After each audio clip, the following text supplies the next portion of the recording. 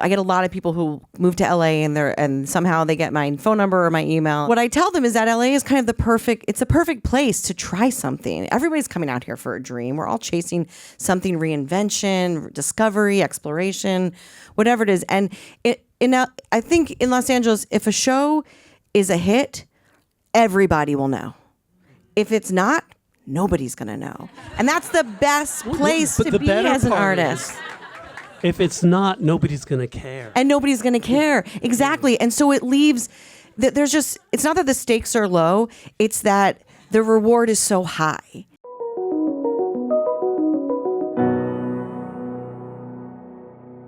I'm going to start with what in journalism we call a hardball question. So put on your seatbelts. To go to each of you, how did you get into, well, we have two casting directors primarily and two artistic leaders. How did you get into what you're doing now and why? Like, what were you thinking kind of question? Yeah, exactly. So,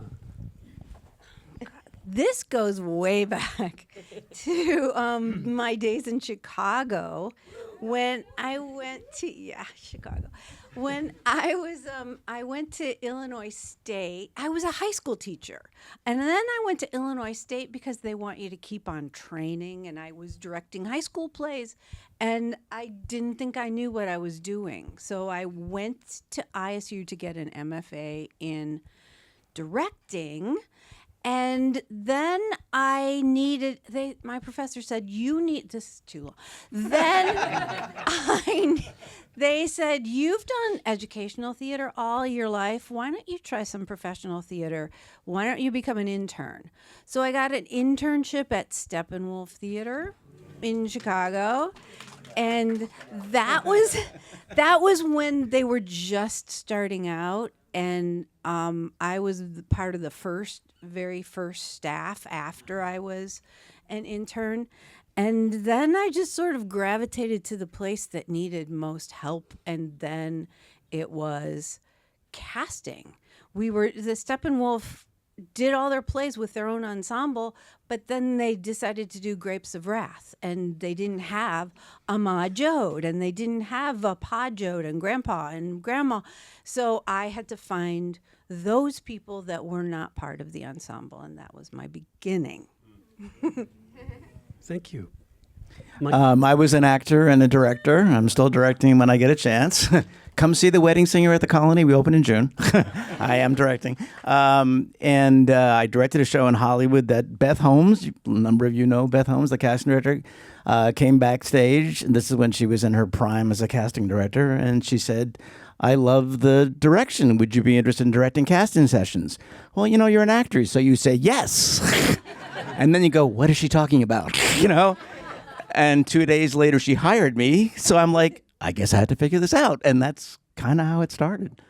Started directing sessions for commercial casting, and then it just took off. And then a few months later, I began to realize I was more interested in what was happening in the casting than on my auditions. And I went, better pay attention to that. And a whole career was born. So, yeah.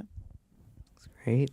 I was also an actor, and I kept going out for things, and when I shave the beard, I can be a little young looking, and so I tend I only tend to get cast in kid roles, and I would go to a lot of auditions, and folks would be like, "It's great, and we want to do it, but if we cast you, then we have to cast the parents as Indian, and we don't have, I just kept running into these barriers that were tied to, if they cast me, then this is how it would go in terms of the vision of what they want, and that's not what the director wanted. And I was like, well, then I'll just be the director, and I can create a different vision of the world and of what we see and how we want the world to be reflected, and then also just feeling the power of visibility and representation and what it can mean in the world.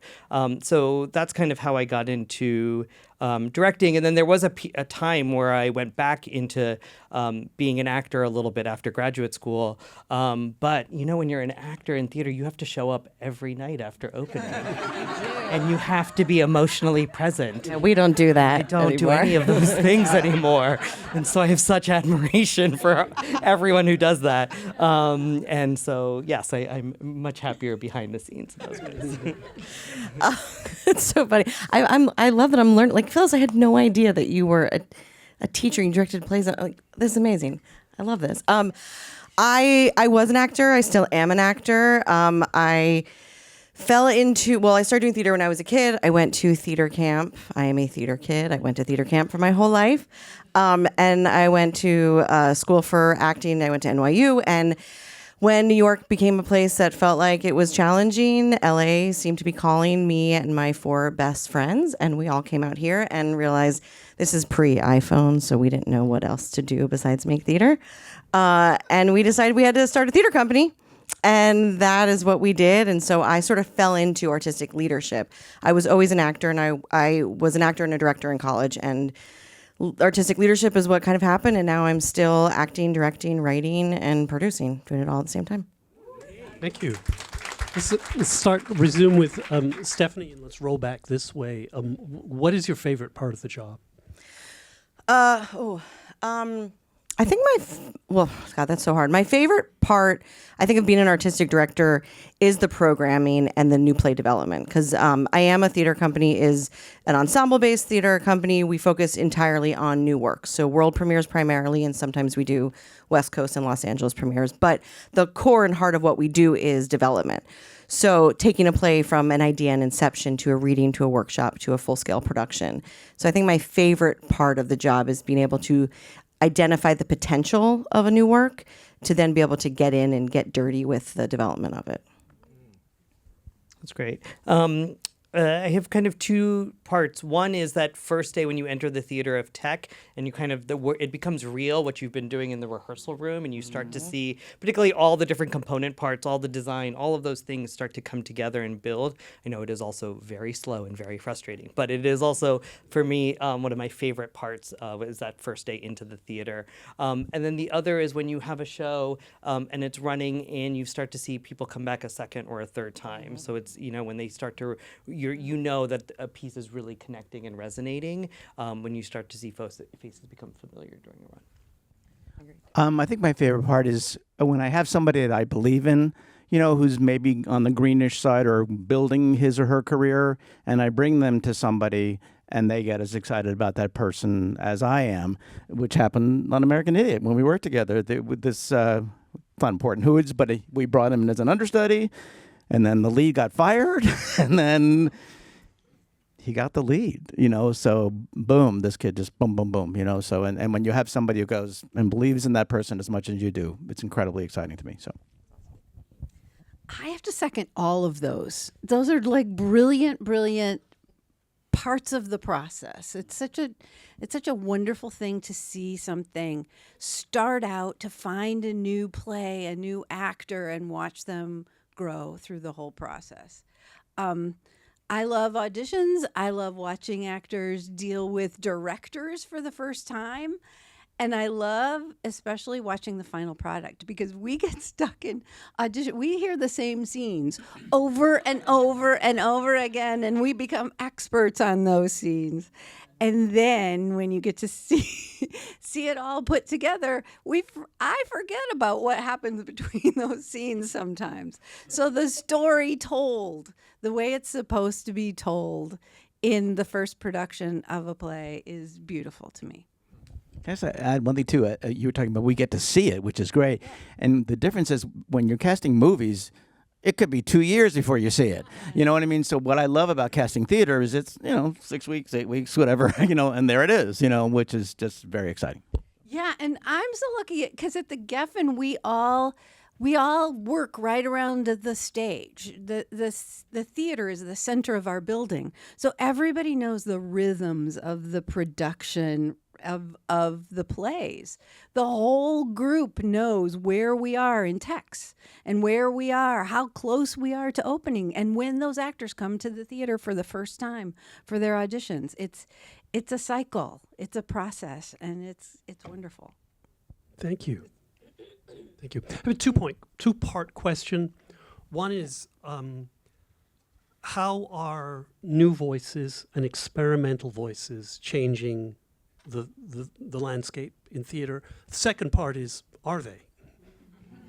Yes. I would say first, yes, they're definitely, the landscape of theater is changing in that there is so much room for such a vast array of voices and stories to be told. And you're seeing more and more risks being taken in not just narrative storytelling, but more experimental. The advances we've had in our ability to do design with projections and live video feeds, and people just playing around with different kinds of forms allows so much different kinds of storytelling to happen. And there's also an amazing pollination of different artists over the different mediums who are all writing. Like, you have these wonderful playwrights coming out to Los Angeles to write on film and on television, but they're still writing plays. And so what they learn from writing screenplays, they bring back into the theater, and what they learn from the theater, they bring onto television. And so you're seeing a lot more risks being taken everywhere, but it's really pushing the boundaries of what, especially contemporary storytelling, can be in the theater. And it's exciting. I think the theater has always been supportive of diversity, inclusion. I think it's always embraced that, and more so all the time. I mean, we'll see what happens right now, but I think the theater will continue to be a voice of change, of pushing social boundaries, all of those things. And it's a very exciting place to be. It seems much less restricted than other forms of entertainment. And still in theater, we struggle with every single show to make sure that we have cast a wide net, that we do justice to the script that is in front of us. And it's difficult sometimes because it's questioning the playwright, it's questioning the director, it's questioning the first thoughts that you get when you read a play. And so it's challenging as well. Thank you. Yeah, no, I think what Stefanie was saying, definitely you're not seeing the barriers that you did between say, TV and film and stage in the same ways. I think there still is biases and all kinds of things, and agents and managers have ideas and about what you should be doing and in what form and medium. But it's all become porous, and I would say the cycles are broken. So like now, there was so much. Now if someone's like, it's pilot season, we can't. Pilot season's all year. Like there is no pilot season now in the same way that was. These periods, no one's doing stage because they have to be available, and everything is a platform and an opportunity. And I think everyone gets that. I think what is having to happen is folks are going to have to be, there are just fewer and fewer opportunities right now. Because? Money. Yeah. It's just money, and then kind of these changing, AB5, these changing rules, all of these different things, COVID, have really hurt the sector, and so you're going to have to be creative in new ways, and I do think that's where technology can be helpful. I don't think technology replaces rigor or training or craft, but people have to do the work to kind of build the muscle, if you will. But I just think when we were, trying to do it, I did as a director, I did all of my early theater just site specific because I couldn't afford, you know what I mean? So it was just like, we'll just find a venue and I'll stage it in that venue because I wanted to tell these stories, or I wanted to do the work and I wanted to figure it out. And I think that onus is still going to have to be there. I do worry that the pathways for new and emerging talent, I think we think about it a lot, are decreasing. They're not increasing, and it's something that we all spend a lot of time on. But we're all just trying to stay alive in a lot of ways, and we're also just trying to get any shows up. And so, at CTG, we used to do 18 to 21 shows a season. Now we do 10 to 12. It's a huge loss, and it's everyone across the sector. Yep. It doesn't mean we aren't trying to find ways to collaborate, that we're not trying to, but we're also few and far between. I think the hard thing is I want the playwrights to write the shows that they want and to paint on the canvas for that story, but it's hard to do a 16-person play now. Yeah. It's very hard, and it's challenging when you're, a company like a Steppenwolf, IAMO, sort of founded on those principles of collaboration and ensemble building, and our like sweet spot are 10-person, 8 to 10 person plays, and those are incredibly expensive. And after 2020, and I don't know how much people know about AB5 and California labor law and how fun that has been for small arts and any arts organizations in California. But essentially what it did was it got rid of gig working, and everyone has to be essentially an employee, and it created the increase in payroll taxes. And that took a show that, say, maybe costs on a small scale for intimate theater, like $50,000 before 2020, all of a sudden now was a $75,000 or an $80,000 production. And you have to think, like, where these small organizations, where's that extra money coming from?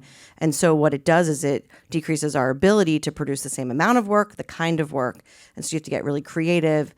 And also you have to look to each other to support and spread the resources. So it created a very challenging landscape to be able to continue to do the kind of work that a lot of companies started doing and had been doing for decades before things shifted.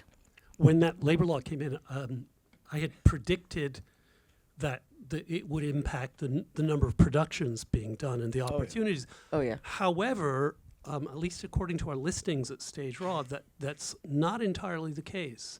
What's happening is the model is changing. And it's the companies are doing less, but you have a lot more independent producers coming in, financing a project and rolling in. And they're rolling into Southern California fast and furious. And we notice actually the numbers are, we had like 20 to 25 new openings in the last 2 weeks, which is a lot.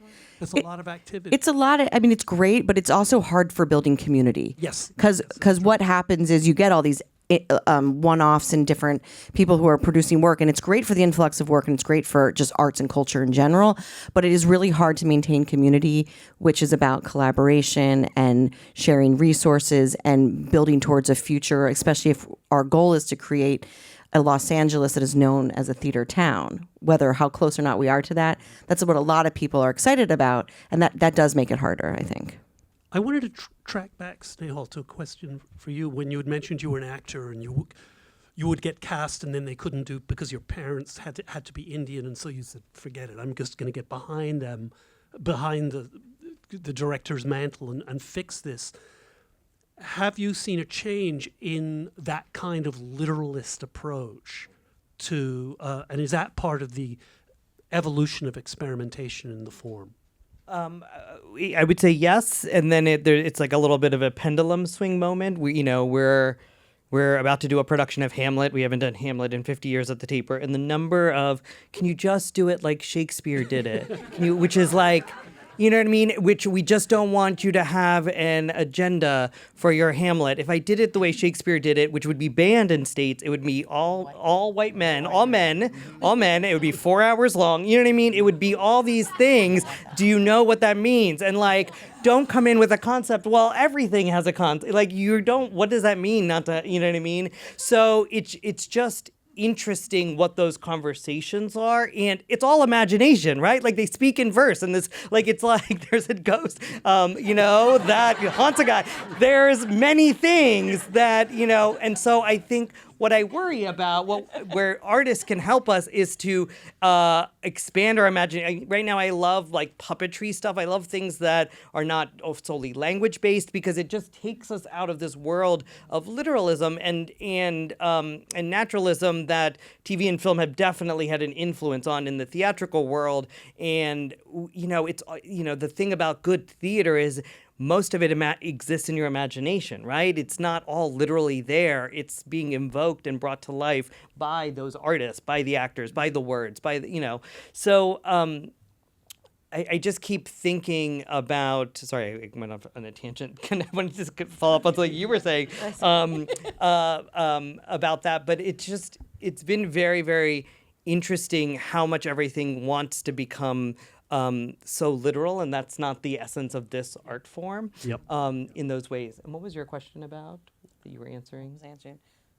I think you mean specifically about casting. Is that what you about- mean? Like casting appropriately with... Yes, I think those can be done, I just think we have to push artists to go beyond that, and then also audiences to go on that journey with us. I do think it's happening, but then I don't know. Now it seems like there's this move, but I think it's up to the director and the artist to create the vision that they want and to stand by it. And to me, there is nothing negative of an inclusive vision of a world that is not only just race and ethnicity, but it's also about disability. It's about all of that. And I think the artists that we know tell the best stories are the ones who are watchers, right? They are the folks who oftentimes have been marginalized, who then are able to put a mirror up to us. I know what I was going to say. Yes, so I want to talk about what you're talking about, which is the commercialization of our sector right now, which is what's happening in that, we want artistic homes. We want our theaters to be artistic homes, and we want you to have a life where you can have a career going back to a place like a Steppenwolf. And with commercial producers going in, it just becomes more transactional and more corporate. And what you are seeing, the big thing you're seeing right now is the success stories, which are like the La Joillas or the Alliances or the ARTs. Those theaters' bottom lines are boosted right now by commercial producers, and then now they are reliant on commercial producers coming in with enhancement. And those people don't necessarily have training or background or taste, right? They just have money. That is what is driving the sector, right? And so then it's hard to have a mission. It's hard to have a community ties. It's hard to have a vision. values. That's an entirely national you know what I mean? conversation right now. What? I mean, that's an entirely national conversation. It is exactly You like the Kennedy Center, maybe? I don't know. Yeah, and so what's happening is where you're seeing the donors who used to come in because they loved theater used to come in because they would just support us because of what we're doing. They support new artists, or they support Asian American artists, or they support this. Now they're instead saying, I'm going to put all my money behind one show, because there's a chance, a 99.9% chance that show will recoup and I'll get a return. They want something back now versus it used to be, I don't need something back besides the greater good that organization is serving. And it's also forgetting that it's not only the shows we do, there are so many education programs, there are so many apprenticeships, there's so many there's all this other stuff that we do that is community-based, that is about building audience and fostering relationships and introducing the next generation to theater, that goes away if we become entirely kind of a film model, a transactional film model, right? Yeah. It's also the challenge of it as well is that those people they're larger institutions and smaller institutions, but that are working with that kind of infrastructure, because of all of these labor laws and the economy, we are producing less, but we're actually bolstering more programs within our organizations that don't rely on the budgets of production. So writers groups and different kinds of ensemble building and workshops and those education programs and ways for artists to develop new works together or get together and have more on the ground floor kind of things. There's so much of that going on, but people don't get to see that because that's not what's frontward facing. Right. It's a mission, the underlying mission of the organization. Yeah. I have a question that's related to evolution and de-evolution, since we're in this particular cultural moment and political moment, and it has to do with diversity, equity, and inclusion. Given the conversations and the edicts and the bullying that is happening coming down on a national level, what is your response and how do you plan on coping with that while ensuring the survival of your own institutions? That's for the artistic leaders, and then for the casting directors, be a slightly reframed question as to how would you counsel the producers that you're working with in terms of... Well, I can answer from our artistic leaders and our development department. We just found out, or we have just been told, our theater, that we don't get very much money from the federal government anyway. So we're going to continue the way we've always done. Diversity, equity, and inclusion programs and outreach and, all the things that our artistic director wants to do. We just took Waiting for Godot to Victorville prison. In the long history of this play being part of the prison, dialogue, we did that. And those are the things we want to do. And that's not going to change.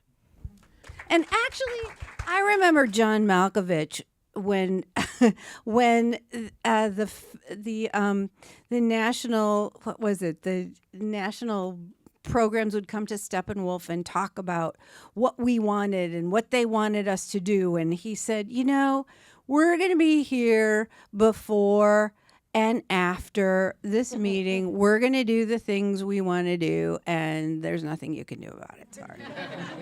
Give us money or don't give us money, we'll still be here.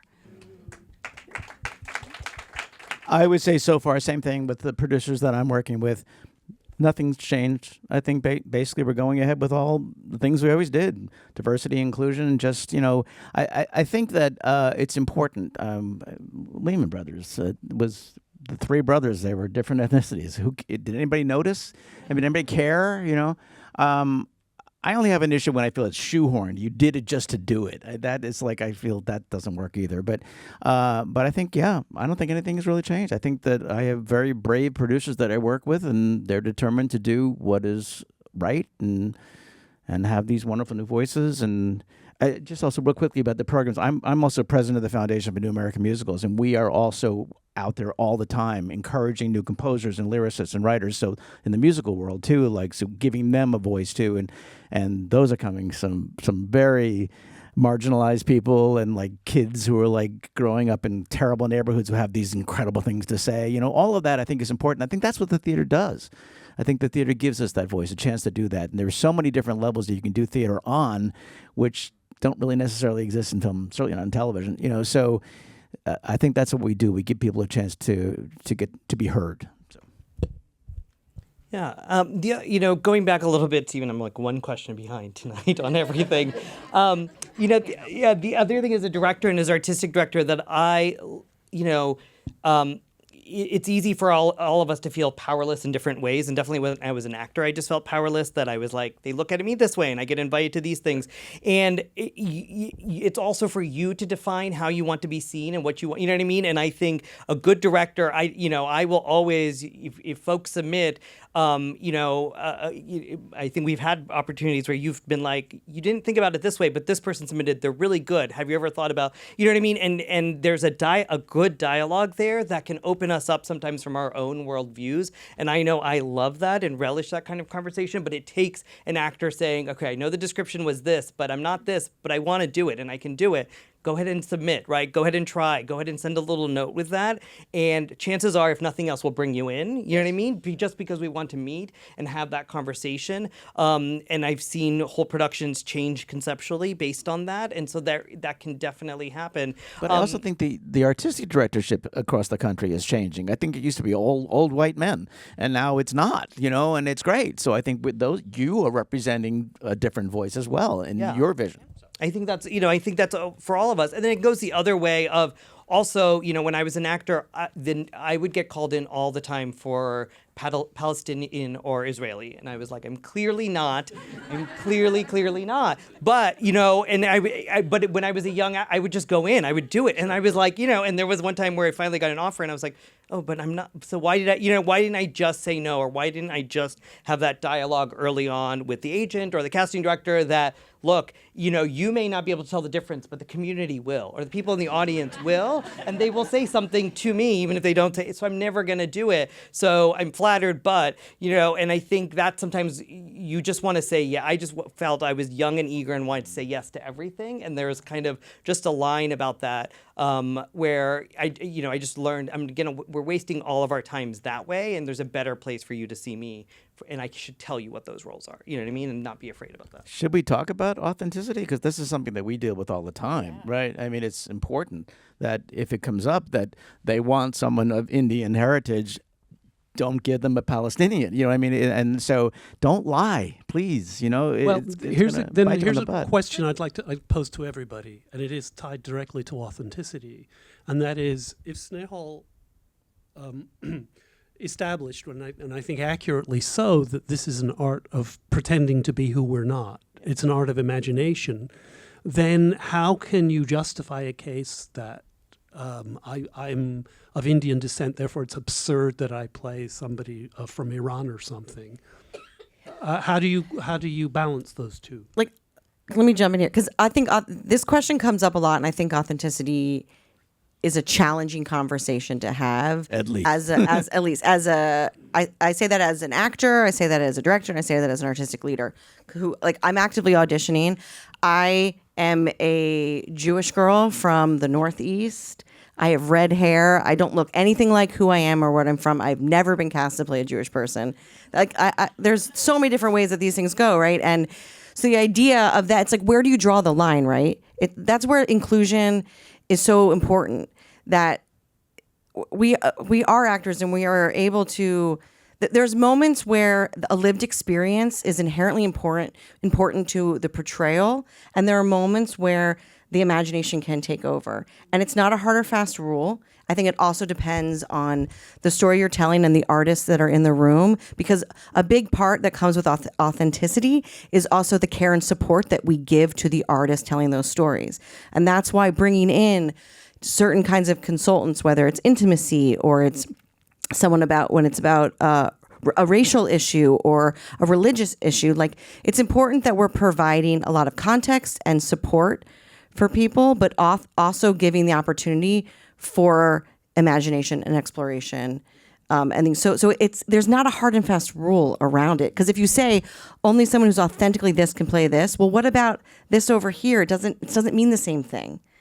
We did The Inheritance, Right. based on Howard's End, British, people, and there's one woman in that play, and she's the keeper of the house, and for some reason Tantu Cardinal's name came up, completely the wrong ethnicity.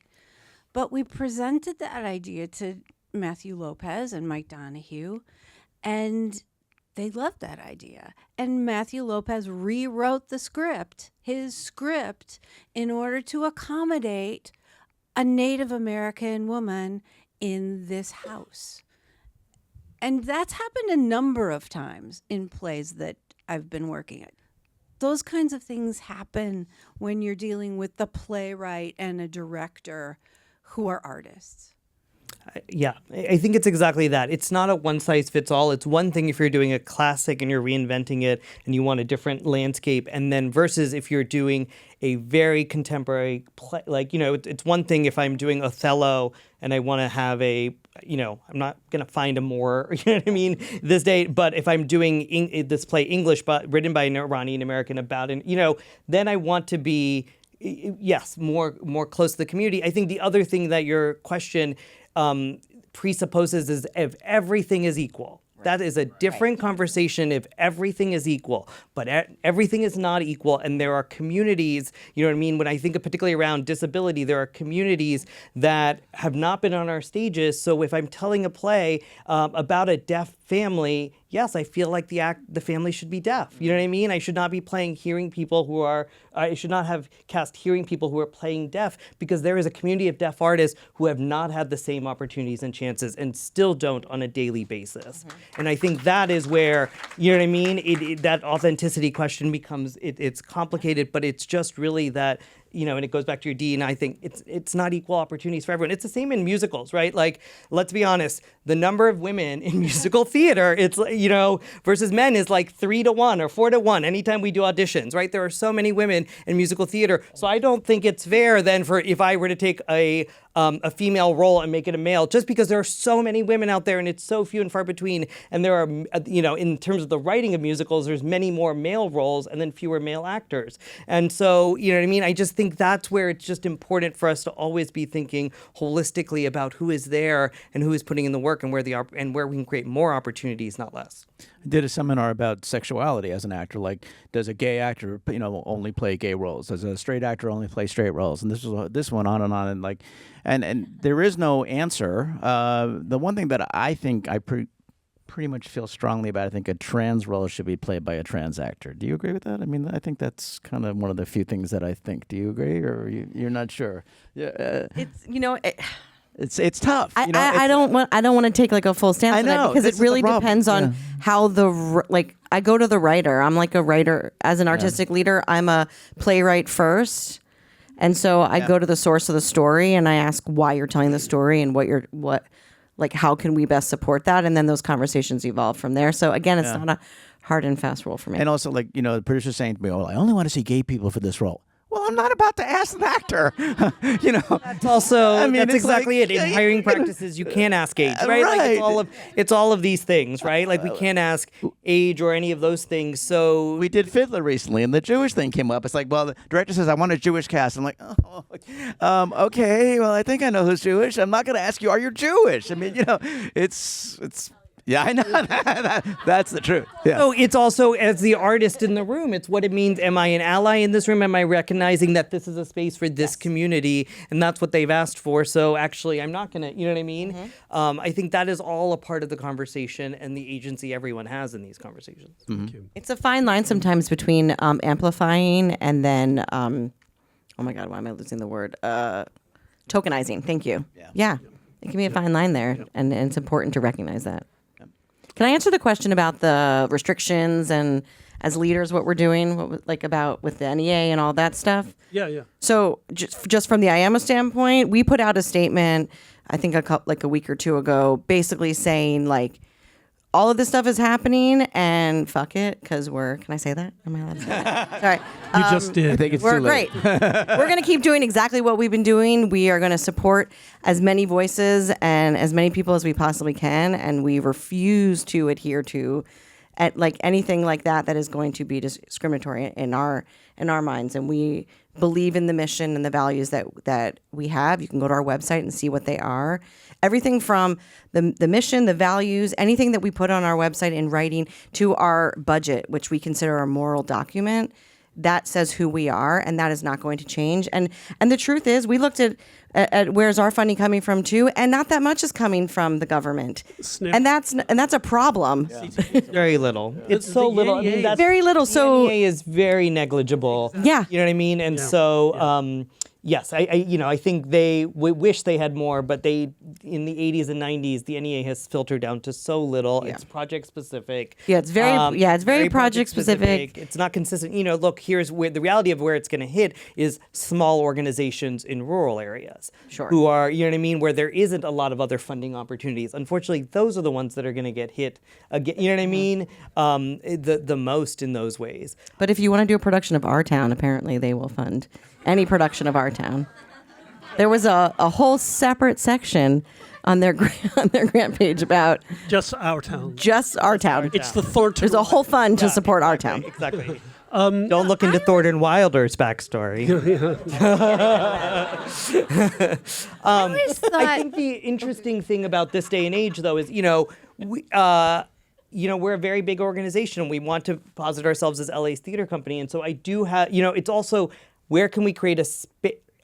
To me, the art is the place that starts the conversation and the dialogue. So I think the interesting thing is, I have a 55-person board. I'm going to have folks of very divergent viewpoints on that board who love the art form and the art, and then it's a dialogue about what, you know what I mean, why I'm programming in what way, and what that means. It doesn't mean I'm gonna, you know what I mean, for me as an artistic leader, I've made it very clear who I am and what I stand for and where I've come from, and that is, you know what I mean, who you put in this position. So now is not the time to ask me to change any of that. I'm going to do what I'm going to do. But we can talk about why, and we can talk about how we can find, common ground. Yeah, because it's not about alienating our audience, our donors, or any of that. Because we know that we're not discriminating against who we're sharing our art with. Yep. So we're trying to be as open as possible, but we also have to be true to our values. Yeah, and it's that's also where it this comes thing from. of why we do this. Doing this work is hard. It is not, you know what I mean? It is a lifetime commitment. 1% of us is getting very, very rich and having names on walls, but not the rest of us are doing this because we have a passion for how we want to impact change and how we affect change through the power of storytelling and what it can do for our communities. And that is why we are doing that work. And it's getting them to understand that when you say, just entertain me, you know what I mean? I don't want to say anything but you know what I mean? I didn't just do this path just to entertain you. I did it because I believe that there's a power that we can create of change with this work. But that's something that we have to bring them along on. Thank you. Thank you. This may come as a terrible shock, but a lot of people in this country think New York is the center theater city in the country.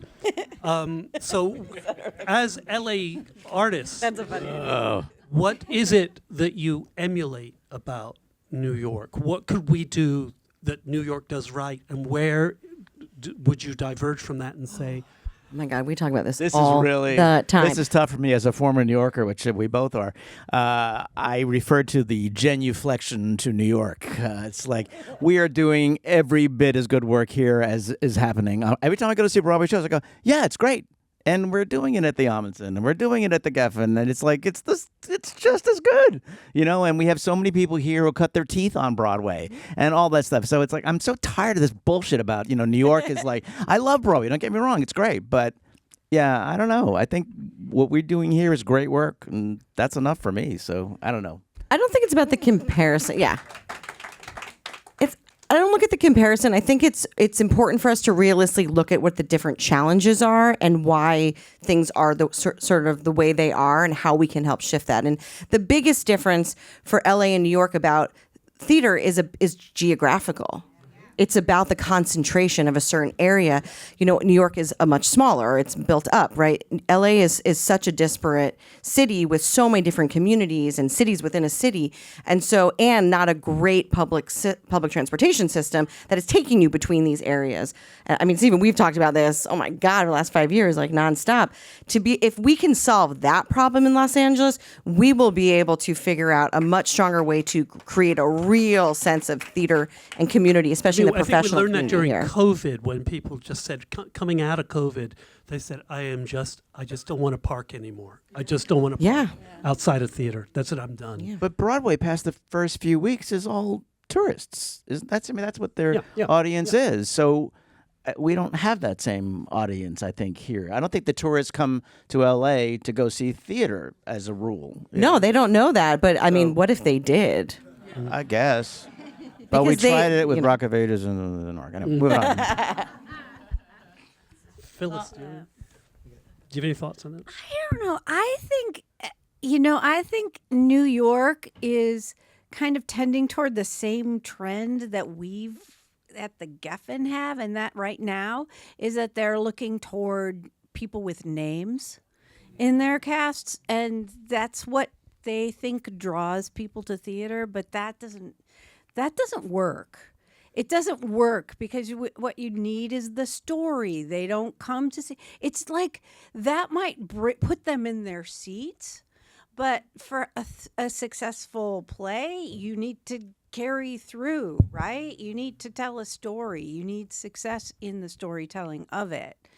And I think we're probably more successful in that way because at least right now, because we don't depend on those names. Once in a while, one of them or two of them will wander through, but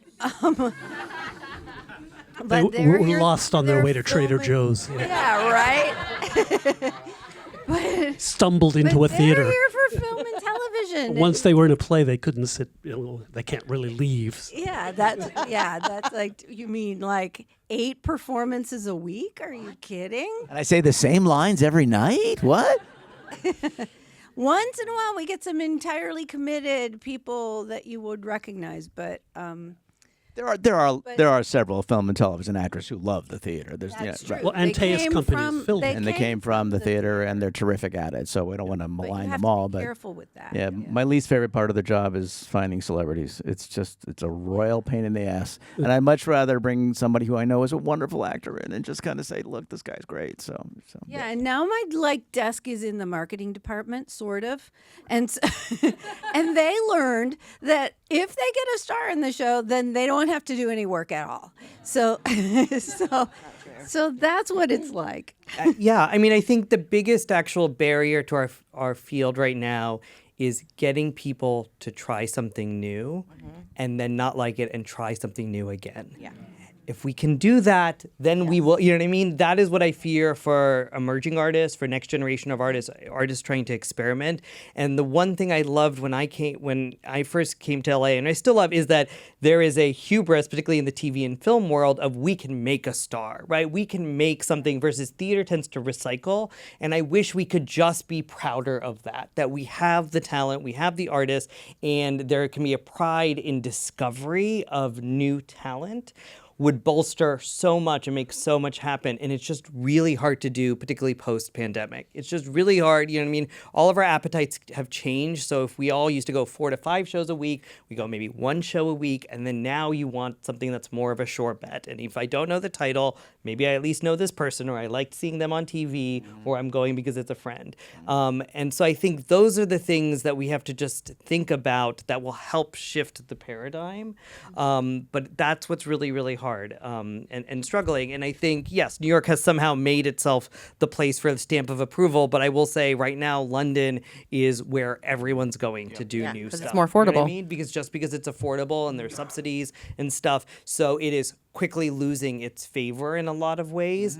And I do think we have a lot of global attention on the city over the next few years with the World Cup, with the Super Bowl, with the Olympics. They're sports, but people like sports, I hear.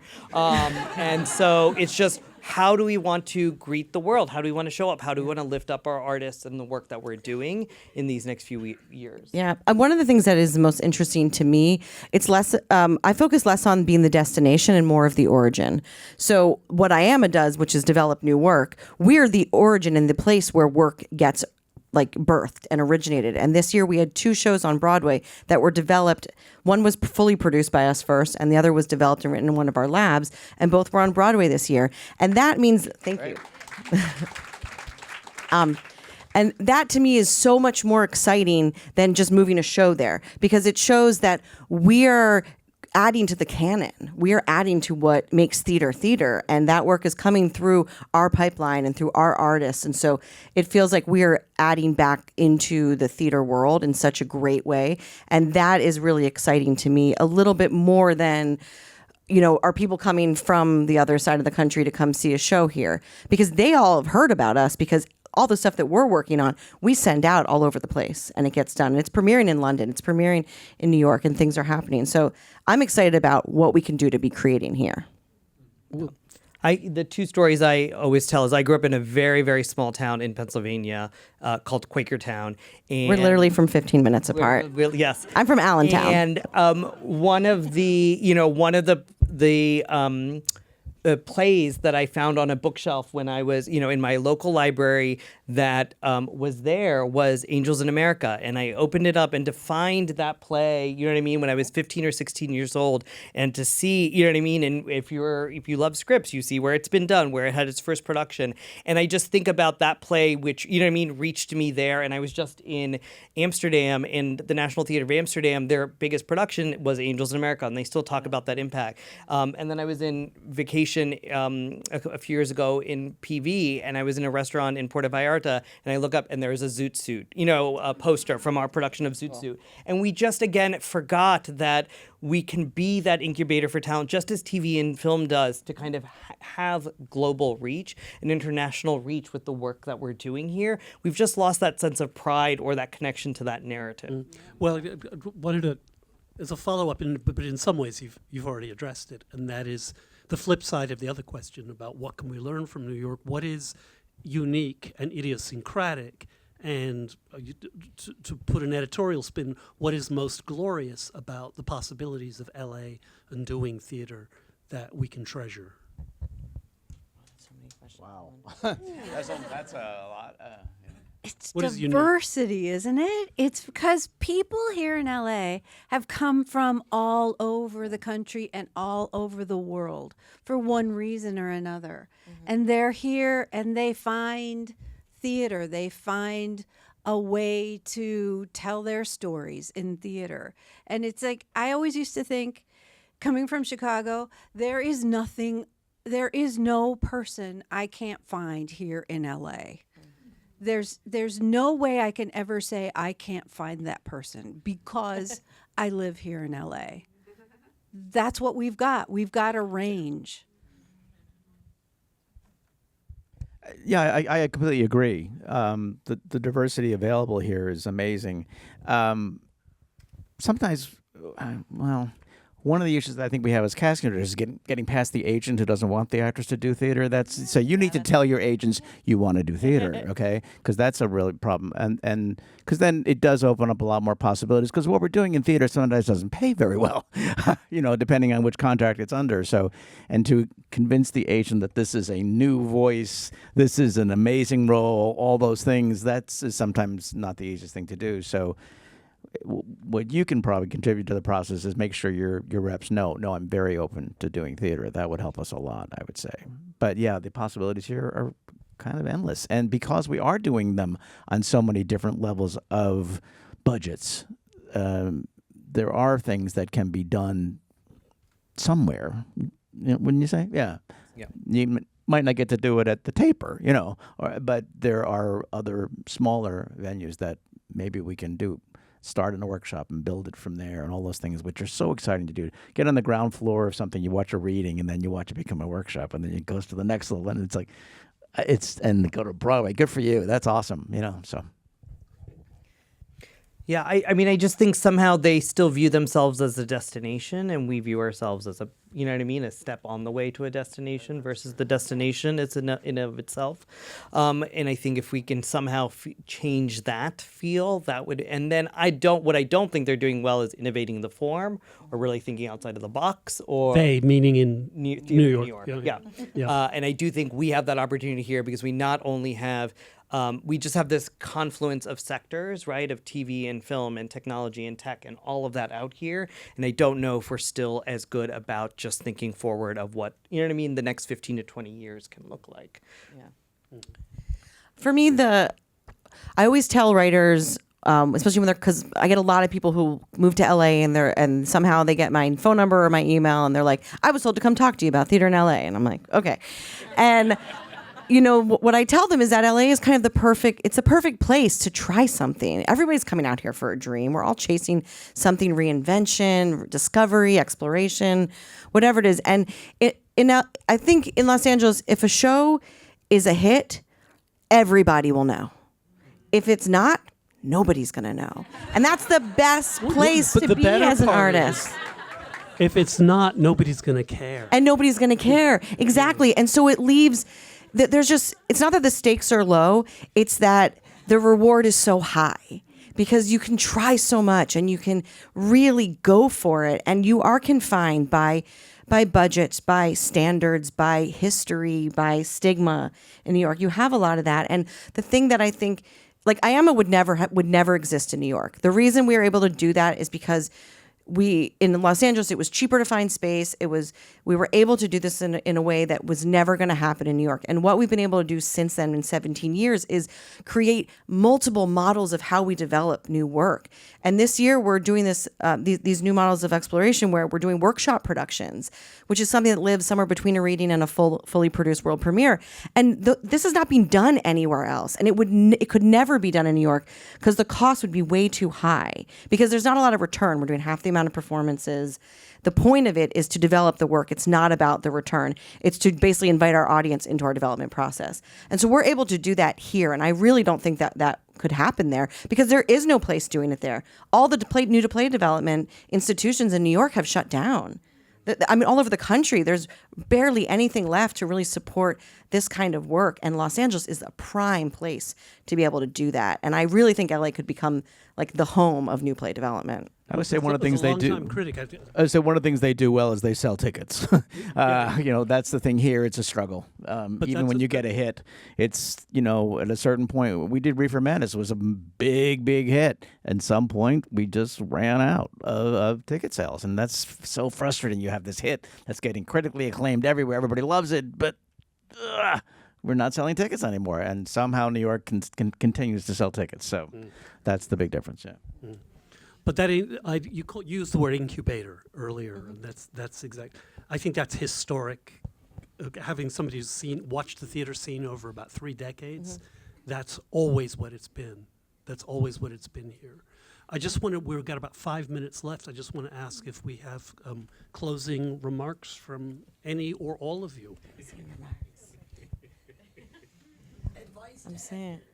Advice to act. Advice to actors. Find and create your own creative communities. That's the IAMA started because a group of actors didn't want to be waiting for the phone to ring. We wanted to be making theater together, acting together, telling stories together. And we've continued to do that for 17 years. And we've spawned multiple other creative communities from ours of people who we brought in and we're like, here's what we've learned. Now bring that out and create your own. And that's what LA is an amazing place to do. Like, it's a great place for that. I will say it's hard to reach everyone these days. Like it just it used to all be so. It felt like it used to be more centralized, right? You could post in different places and the word would get out. It is all diffused, and so no, we are all trying to open up the access as much as possible. But the number of people who are like, I don't know when you do auditions, and so some of it is also going to have to be on you to follow all of us, be on our social media, join our email list. Please, you know what I mean? Like, please go both ways. If you're gonna wait for us to just reach you, I don't, it's hard in this town to do that. And it's hard to find the central ways.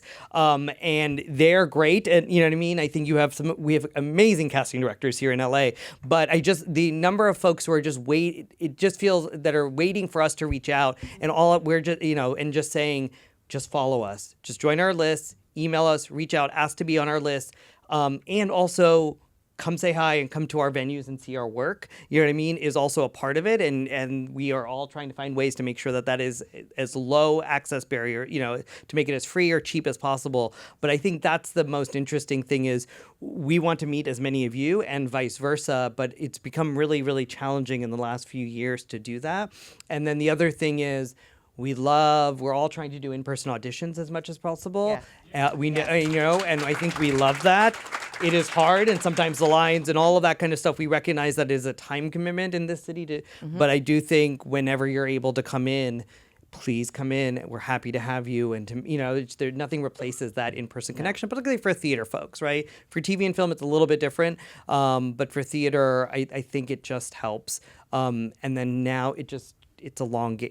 You know what I mean? Whereas it may have been, we meet you and we bring you in for readings and workshops. Please do all of these things along the way, do our children's show, whatever we can do along the way to get to know you. That helps. But you may have come to the city and it took a year or 2 years to get cast. Now it may take a little bit longer. But we want to figure out how to do that. Ditto, ditto, ditto. Make sure we know you're alive. It's amazing. With me, my office, we're very transparent. We have everything on Actors Access and Breakdown, and if it's an equity open call, it's on the equity website. It goes on and on and on. It's like, and then sometimes the open calls, I mean, if you're doing a seasonal call at CTG, that's going to be, very well attended. But some of the other contracts, it's like, I have to sit there for like 8 hours and, 40 people show up. I'm like, are you kidding me? It's like, it's absurd. Go to those open calls and bring a book, and sit your ass down and they'll squeeze you in when they can. And I have to find, for the most part, I usually get everybody in. I don't know if you do or not, but most of the time. How many times have you actually cast someone that you that you never would have many met, times. right? Many times. Same. And I would say, prove me wrong. It's like, if I didn't bring you in, I didn't think you're right. Show up, And the other thing, too, is what you're not thinking of is you're thinking audition and not career. That's the problem. We're doing a ton of shit. So it's like we're not just thinking about you for this. We're thinking about you, getting to know you. Where can we use you rather in other things as well? So think more career. But it's your job to let us know you're alive. It's your job to somehow. I went to see a reading the other night of a musical. There were 8 actors in it. I didn't know 5 of the actors. How is that possible? With all the musicals that I'm casting, that's not possible. And when my reaction to the producer was, that's their fault. Do you know what I mean? It's like, was that our reading? Yes, it was your reading. I was our like, reading, yeah. How do I not know 5 of these actors? That's absurd with all the things that I'm doing. I don't know. Well, why didn't we'll they fix come in that. on I don't know. American Idiot and Fiddler and and Cabaret and all? Because their agents probably said they weren't available to do theater. Probably, and that's the problem. So anyway, yes, Phyllis? And one other thing, because everything you've said was all the things I was thinking I was going to say. But here's one more thing. Go to see theater in town. All of you, all actors, go to see what's going on out there. Support your colleagues. The more you can do that, the more of a community we will all create here in LA. And if you want to know where to find out, you can go to stageraw.com and click on the listings, and just about everything is listed there that's playing in town. Stefanie, Snehal, Michael, and Phyllis, thank you so much. Pleasure.